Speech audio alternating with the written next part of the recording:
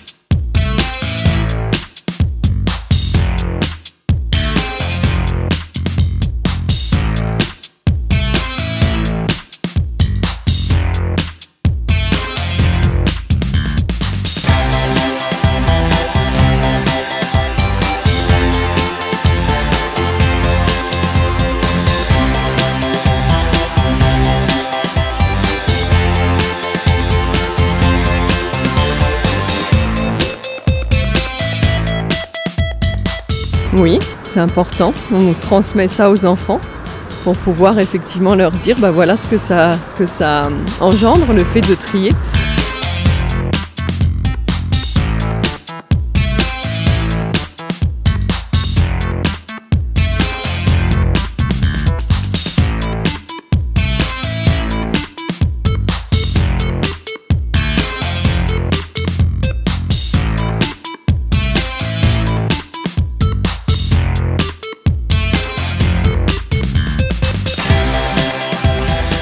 On participe aussi à chacun à sa manière à maintenir notre cadre de vie et notre patrimoine.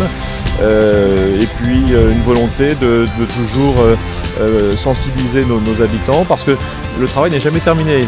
C'est un éternel recommencement et puis les techniques évoluent. On peut maintenant recycler des matériaux qui il y a quelques années n'étaient pas recyclables. Voilà, donc c'est un éternel recommencement.